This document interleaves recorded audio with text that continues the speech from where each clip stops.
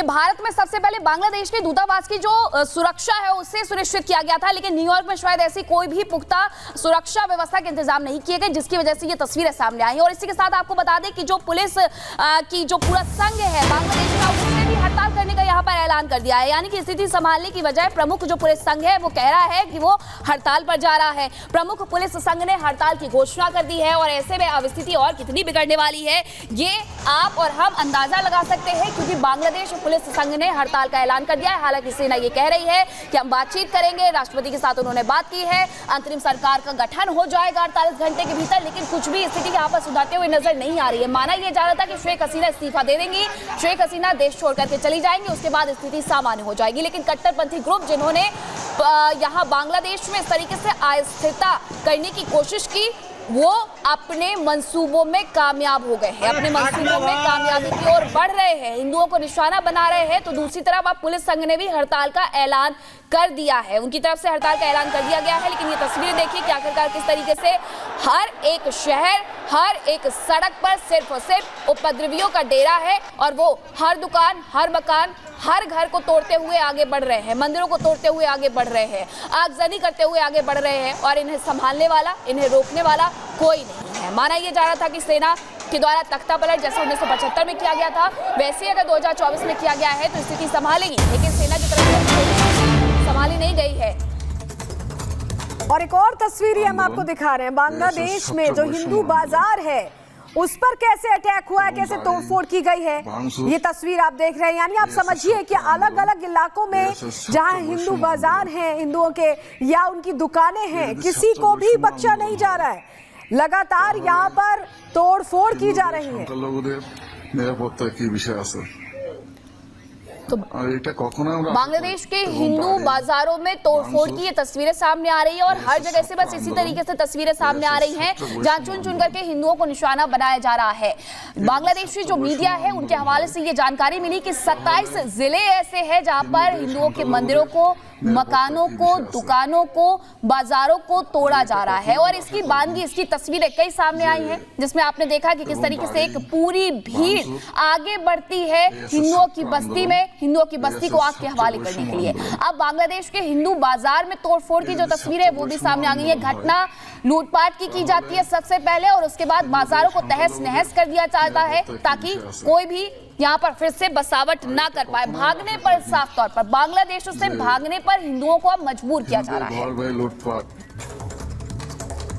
अब जो तस्वीरें सामने आ रही हैं बांग्लादेश से, वो ये सवाल खड़े कर रही हैं कि क्या बांग्लादेश की सेना ने देश की प्रधानमंत्री को धोखा दिया है? क्योंकि सेना चाहती तो इस प्रदर्शन को रोक लेती, ये जो अराजकता फैल रही थी इसको संभाल लेती और प्रधानमंत्री को भी सुरक्षित रखती वहीं बांग्लादेश में। लेकिन अल्टीमेटम सेना की तरफ से ही दिया गया और उसके बाद शेख हसीना इस्तीफा दे देती हैं, देश छोड़ देती हैं। तो क्या सेना ने साथ नहीं दिया शेख हसीना का? इस रिपोर्ट से समझिए।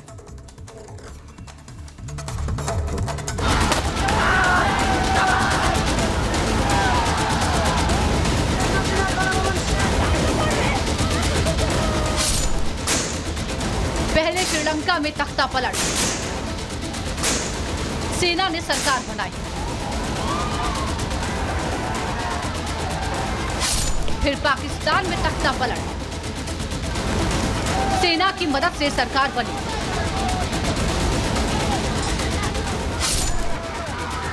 और अब कुछ ऐसी ही तस्वीरें बांग्लादेश में देखने को मिल रही है, जहां से शेख हसीना को प्रधानमंत्री पद से इस्तीफा देकर भारत आना पड़ा और वहां सेना ने देश की कमान अपने हाथों में ले ली है। बांग्लादेश में ठीक वैसे ही हालात नजर आ रहे हैं जैसे कुछ वक्त पहले पाकिस्तान में देखे गए थे। एक तरफ तो लोगों ने सरकार के खिलाफ विद्रोह किया, सड़कों पर उतरकर प्रदर्शन किया, तो दूसरी तरफ सेना ने शेख हसीना का साथ नहीं दिया। विद्रोही आगे बढ़ते रहे और सेना शांत रही और फिर बांग्लादेश में तख्ता पलट कर दिया गया। अब सवाल यह है कि बांग्लादेश की सेना ने शेख हसीना को धोखा दिया। दरअसल बांग्लादेश के पिछले 53 सालों के इतिहास में सेना ने यहाँ 17 साल शासन किया है। देश में 29 बार तख्ता पलट की कोशिश हुई, जिसमें से 6 बार सेना सफल रही। इसके बाद बांग्लादेशी सेना की आदत ठीक वैसे ही है जैसे पाकिस्तान में कोई भी पार्टी हो, कोई भी नेता हो, कोई भी सरकार हो, बिना सेना के शासन नहीं कर सकती। वैसे ही बांग्लादेश में सेना को जब भी ऐसा लगता है कि कोई नेता बार बार चुनाव जीत रहा है, लोगों के बीच अपनी पकड़ मजबूत कर रहा है, सेना को नजरअंदाज कर रहा है, तो सेना ने सही समय पर तख्ता पलट कर दिया और शेख हसीना को इस्तीफा देकर बांग्लादेश छोड़ना पड़ा। बांग्लादेशी सेना की मंशा का अंदाजा इस बात से भी लगा लीजिए कि लोग सड़क पर उतरकर तांडव करते रहे। लगातार कई दिनों से प्रदर्शन चलता रहा, लेकिन सेना ने स्थिति संभालने से मना कर दिया। इतना ही नहीं, सेना की मदद से ही विद्रोह को हवा मिली। सेना इस विद्रोह को भड़काती रही। सेना चाहती तो प्रदर्शनकारियों को रोक सकती थी, लेकिन सेना ने ऐसा नहीं किया, जिससे समझा जा सकता है कि सेना खुद ही इस तख्ता पलट के पूरे खेल में शामिल थी।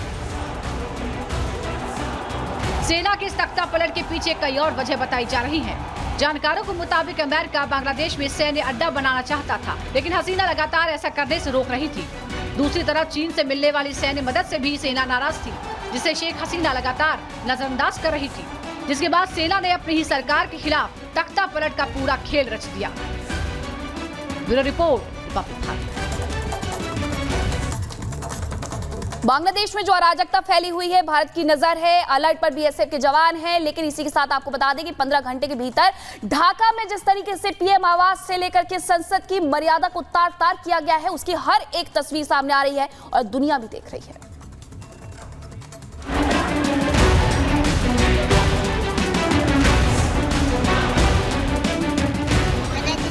लोकतंत्र पर जब भीड़ तंत्र और विरोध तंत्र हावी होता है तो यही तस्वीरें सामने आती है।